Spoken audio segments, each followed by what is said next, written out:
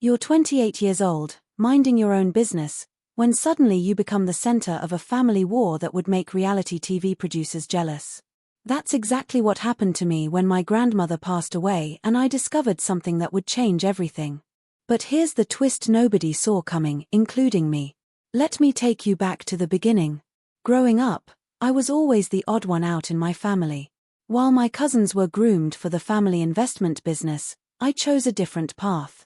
My dad was a high school teacher, my mom was a nurse, and they raised me with values that money couldn't buy. Every Sunday, we'd visit my grandmother's gorgeous Victorian house in Boston, a place that felt more like home than anywhere else. When I was 12, tragedy struck. My father died suddenly, and everything changed overnight. My mother was struggling both emotionally and financially, working double shifts just to keep us afloat. That's when my grandmother stepped in like a guardian angel. Without hesitation, she announced that I'd be living with her part-time. For 6 years, I split my time between my mom's modest apartment and grandmother's house, and honestly, those were some of the best years of my life. My grandmother wasn't your typical wealthy widow. She volunteered at soup kitchens, donated quietly to causes she believed in, and always told me, "You're like me, you see people for who they are, not what they can give you." While my uncle and aunt lived in fancy mansions and drove luxury cars, constantly pressuring grandmother to live up to her status, she remained beautifully humble. When I decided to become a hospice nurse, following in my mother's footsteps, my extended family was, well, let's just say they weren't thrilled. My uncle cornered me at Thanksgiving when I was 21, swirling his expensive bourbon and saying, "You could work for the family business. Why waste your time on a career with such a low ceiling? Your grandmother could make one phone call and set you up for life." I simply smiled and said, "I want to earn my own way." My cousins, both products of prestigious business schools, found my choice completely baffling. One of them once asked me, dead serious, "But don't you want to be rich?" The concept that I might value something beyond money was completely foreign to them. As grandmother aged into her 80s, her health began declining. I started visiting twice weekly, bringing groceries, helping with medications, and often just sitting with her. We'd bake together using her old family recipes, those legendary spice cookies that everyone loved, but only I knew the secret ingredient was a dash of black pepper. During these visits, she'd tell me stories about our family history that nobody else seemed interested in hearing. Stories about struggle, perseverance, and the occasional failure that showed our family was human, not just some polished dynasty. "Remember," she told me one afternoon, "wealth doesn't make a person worthy. How they treat others when they think there's nothing to gain, that's the true measure of character." Meanwhile, the rest of the family visited sporadically at best. My uncle would stop by monthly, spending more time examining the house's condition than actually connecting with his mother. My aunt would bring expensive gifts grandmother had no use for, then leave after exactly 1 hour. My cousins rarely visited unless there was a holiday meal involved. The December before grandmother passed, she gave me a small wooden box containing a simple pearl necklace. "This was my mother's," she said. "The others would just see pearls, but you'll understand their value comes from who wore them." I had no idea this small gift would later be held against me. The last conversation I had with grandmother, just a week before she passed, still echoes in my mind. She was having a good day, sitting in her favorite chair by the window. As I was about to leave, she took my hand with surprising strength and said, "I've been watching all of you for years. I want you to know that I see everything, and soon I'll be making things right." I thought she was talking about finding peace before her passing. I had no idea she was planning something that would change all our lives forever. 3 years before grandmother's death, the first major family rift happened. My uncle called a family meeting to discuss selling the lake house, our family's vacation property that grandmother had cherished since childhood. When I arrived, I found not just family, but a real estate agent waiting in the living room. "It's sitting empty most of the year," my uncle announced. "The maintenance costs are ridiculous." When I pointed out that grandmother had just told me she wanted to spend a few weeks there that summer, the room went silent. My uncle's response: "You always do this. You think you know what's best because you spend more time here, but you don't understand the financial considerations." That night, after everyone left, my uncle cornered me in the kitchen. Listen carefully, he said, his voice low. You may think you're special to her, but you're pushing your luck. Don't forget who built this family's wealth, and it certainly wasn't your father. From that day forward, my uncle began what I can only describe as a campaign against me. Comments to other family members about how I was manipulating grandmother, suggestions that I was positioning myself for special treatment in the will. By Christmas, it was clear many in the extended family had turned against me. The family began actively limiting my access to grandmother.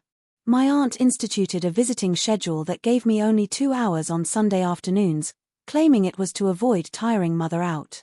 When I arrived for these visits, I often found a cousin or aunt suddenly deciding to drop in, making private conversations impossible. The last Christmas before grandmother died, I wasn't invited to the family gathering at all. I received a text saying they were keeping the holidays small. Later, I discovered that small meant everyone except me. When grandmother passed away in April, I didn't get the news from family. Her health aide called me in tears. By the time I arrived at the house, my uncle and aunt were already there with a funeral director, discussing arrangements. 2 weeks after the funeral, I was making dinner when my phone pinged with a text from my cousin. It was clearly sent to a group by mistake, tomorrow at Harrison's office. 2 p.m. Mom says not to tell Amanda. My stomach dropped. They weren't even planning to tell me about the will reading. I debated all night about what to do. Part of me wanted to respect their wishes and rise above the pettiness. But another part, the stronger part, felt that grandmother would want me there. The next day, I drove to the law office in downtown Boston, my hands shaking on the steering wheel. When the elevator doors opened, I saw them all, my uncle, aunt, cousins, and even distant relatives who had barely spoken to grandmother in years. My aunt saw me first. "What are you doing here?" she asked loudly. "I'm here for grandmother's will reading," I replied. "You weren't invited," my uncle stepped forward. "This is for family." "I am family," I said simply. That's when the lawyer appeared. "Are we all here for the Eleanor Miller estate?" he asked, then noticed the tension. "Is there a problem?" My aunt stepped forward with her most charming smile. "There seems to be a misunderstanding. Amanda wasn't supposed to be included in today's reading." The lawyer looked confused. "Miss Amanda Miller? Then you're definitely supposed to be here." We all filed into the conference room, and I took a seat near the door, feeling every eye on me. The whispers were barely concealed. She must have found out somehow. "This is going to be awkward." The lawyer began reading the formal language, but then he reached the critical section. After what felt like an eternity, he said words that would change everything.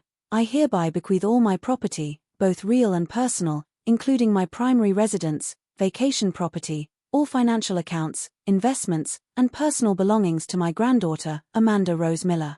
The room erupted. My cousin dropped her water glass, sending it crashing to the floor. My uncle's face turned an alarming shade of red. "This can't be legal," he sputtered. But the lawyer wasn't finished. "There's more."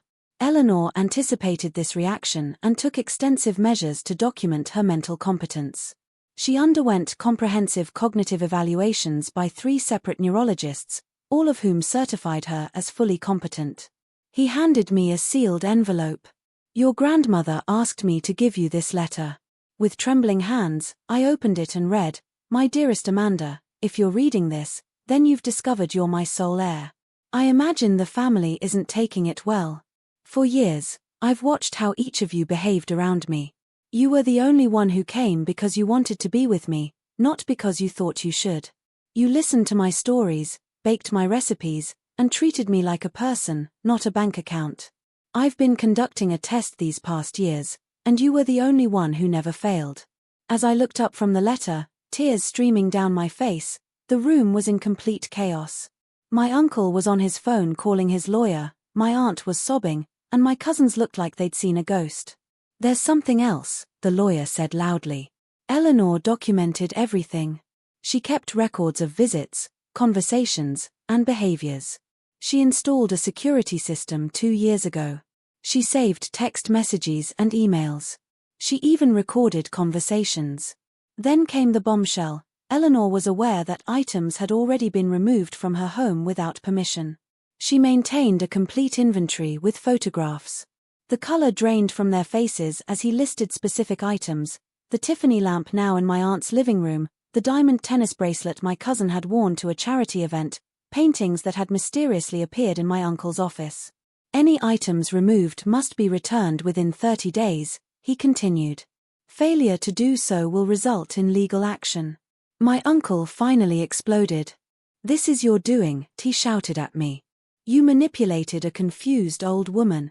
I thought of all those Sunday afternoons, all those conversations about books and birds and family history. I thought of the simple joy on grandmother's face when I brought her favorite ice cream just because it was Tuesday. "No," I said quietly. Grandmother knew exactly what she was doing. She always did. The weeks that followed were a nightmare. My phone rang constantly with family members demanding explanations, making accusations, or attempting to negotiate. The harassment moved online, with cousins posting thinly veiled attacks on social media. I changed my phone number and locked down my accounts, but the stress was taking a physical toll. My supervisor at the hospice center noticed I was making errors I never would have made before and insisted I take personal leave. When I finally visited grandmother's house, my house now, I was devastated. The antique clock from the hallway was gone. The crystal figurine collection was missing pieces. Her jewelry box was nearly empty. They had already taken so much, not just valuable items but things of purely sentimental value. But grandmother had prepared for this too. In her closet, I found a safe containing detailed journals, USB drives, and evidence of everything. She had been documenting the family's behavior for years, creating an unshakable record. Armed with this evidence, I contacted a litigation attorney who specialized in contested wills. The attorney reviewed grandmother's documentation and was amazed. "This is one of the most well-documented cases I've ever seen," she said. "We filed cease and desist letters, formal legal demands, and motions to dismiss my uncle's lawsuit. We also reached out to the hospice center's legal team about the harassment campaign against me." The family meeting at the attorney's office was tense. My uncle arrived with his nervous lawyer, everyone trying to look confident but clearly anxious. That's when we played our ace, grandmother's videos. On a large screen, her face appeared, clear and determined. "My name is Eleanor Catherine Miller," she said. "I am recording this of my own free will with full mental capacity." As video after video played, documenting specific incidents and decisions, I watched my family's faces crumble. When we showed the spreadsheet of stolen items totaling over $400,000, the room went silent. "We're prepared to file criminal charges if these items aren't returned within 7 days, my attorney said matter-of-factly. Within days, my uncle's lawyer called to withdraw their lawsuit. Items began appearing on the porch, delivered by moving companies rather than returned in person. No notes, no apologies, but at least they were complying. The court officially closed the case the following month, confirming me as the sole heir. The victory was complete, but complicated by the knowledge that relationships had been irreparably damaged. But here's what I learned: grandmother's inheritance wasn't really about the money. It was about recognizing integrity and authenticity in a world that often rewards neither. She had tested all of us, and I was the only one who passed by simply being myself. 6 months later, I established the Eleanor Miller Memorial Scholarship for nursing students interested in hospice care. I started a foundation supporting elderly individuals without family support. I took that trip to Italy we'd always talked about, walking the cobblestone streets where our ancestors had lived. Some family relationships began to heal in small ways. My cousin asked me to share memories with her new baby, whom she'd named Eleanor. Another cousin invited me to his wedding. They weren't warm relationships, but they were acknowledgements. 1 year after grandmother's passing, I hosted a memorial dinner at the house. I invited only those who had genuinely cared for her, caregivers, true friends, and a few family members who had shown real love. We shared stories, laughter, and tears, creating the kind of gathering grandmother would have loved. As I stood on the porch that evening, watching fireflies emerge in the summer twilight, I whispered, "We did it, Grandma. We made things right." The inheritance had cost me relationships, but had given me something far more valuable: the freedom to live by my own values, just as my father had done, just as grandmother had taught me. I understood now that this had been her true bequest, not the house or money, but the courage to stand firm in my truth. Have you ever had to stand up for yourself against family pressure? Sometimes the most valuable inheritance isn't measured in dollars, but in the lessons and love we carry forward. If this story touched you, I'd love to hear your thoughts in the comments below. And don't forget to subscribe for more real-life stories about family dynamics, unexpected turns, and finding strength when everything seems impossible. Remember, sometimes being true to yourself is the greatest inheritance of all.